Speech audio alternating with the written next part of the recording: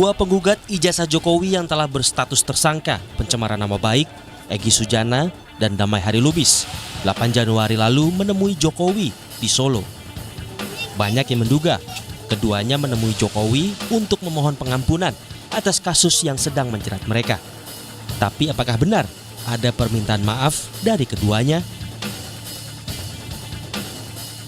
Tidak ada minta maaf. Oke. Saya ditanya. Oke kan? Secara hukum apa yang disampaikan Bang Egy, saya sama dengan 2 kali saya ulang. Kalau persepsinya minta maaf datang silaturahim, baik-baik kan memang dua-duanya. Oke. Bahkan Pak Jokowi sendiri bilang understanding. Nah itu Pak, bukan saya berarti mau ngelawan Bapak ya. Saya mah bakalan menang lawan Bapak. Bapak kan orang hebat. Ah enggak, Bang Egy yang hebat. Egy Sujana juga membantah adanya permintaan maaf. Menurut kreator konten atau YouTuber Sentana TV, Michael Sinaga, yang berkomunikasi lewat telepon dengan Egy justru memberi nasihat pada Jokowi untuk menghentikan kegaduhan perkara ijazah. Yang kedua, apakah di situ ada permintaan maaf? Bang Egy Sujana mengatakan ke saya tidak ada permintaan maaf. Bahkan Bang Egy Sujana memberi nasihat kepada Joko Widodo untuk bagaimana caranya supaya perkara ini tidak membuat gaduh. Jadi kalau soal permintaan maaf itu tidak ada. Kalau memang ada perkataan dari Yakub Hasibuan atau orang lain yang mengatakan bahwa ada permintaan maaf, yo silakan. Ini Bang Egy sendiri yang ngomong ke saya. Ya kan? Apakah kita mau mempercayai orang kedua, orang ketiga, atau orangnya langsung? Ya kan? Dan Bang Egy Sujana juga nggak ada mengklarifikasi bahwa dia, oh iya sebenarnya saya minta maaf loh. Tidak ada sampai hari ini. Jadi omongan saya itu benar, bahwa melalui telepon meskipun tidak bertemu langsung, tapi itu langsung. Terlepas ada atau tidaknya permintaan maaf, tuan rumah pertemuan tak mempermasalahkannya. Jokowi menghargai niat baik silaturahmi Egy dan Harilubis dan berharap kepolisian bisa mempertimbangkan keadilan restoratif untuk keduanya. Menurut saya ada atau tidak itu tidak perlu diperdebatkan. Karena menurut saya niat baik silaturahmi itu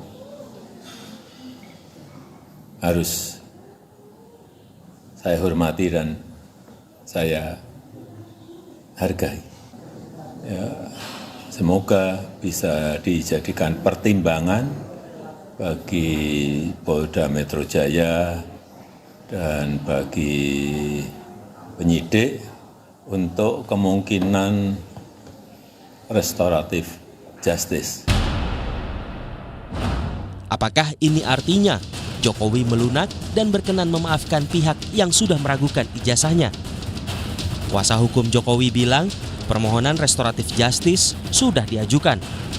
Penentuannya kini ada di pihak penyidik, apakah menerima atau menolak permohonan restoratif justice yang diajukan.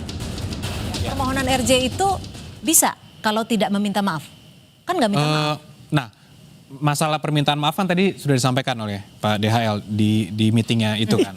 Jadi yang penting kalau dari kami melihatnya dari sisi hukum, sudah ada permohonan RJ, kemudian berlangsunglah itu pertemuan. Yang isinya ya kembali lagi itu Pak Jokowi sudah understanding, Pak DHL understanding dan sebagainya.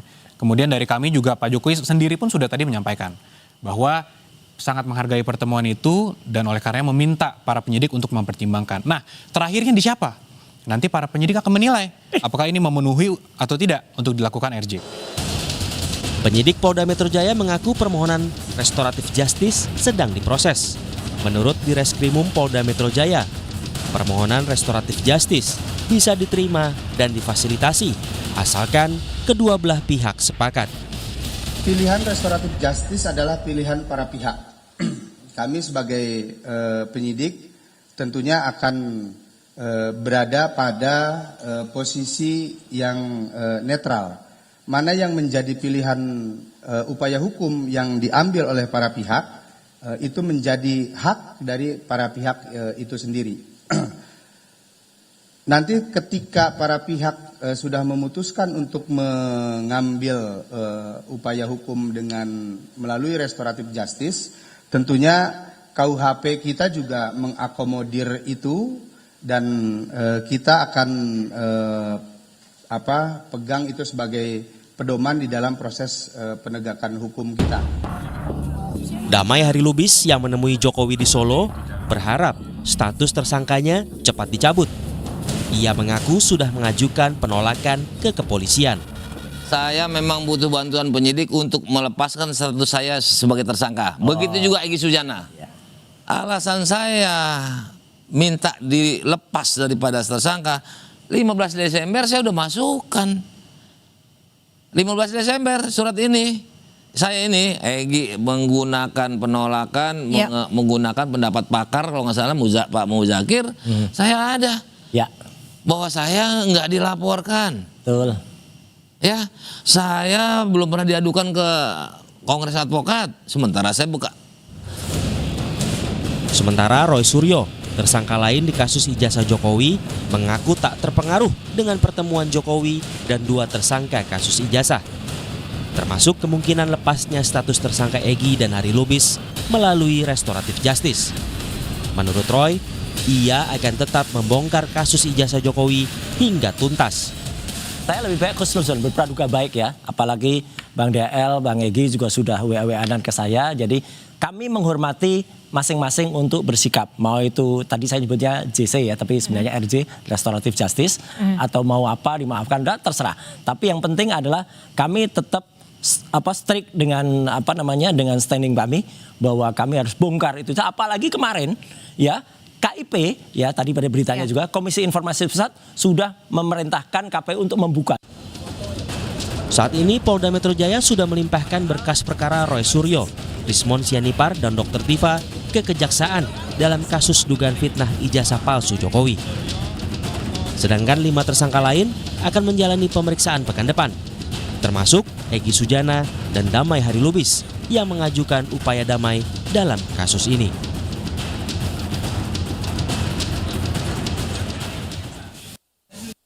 Kami akan membahas bagaimana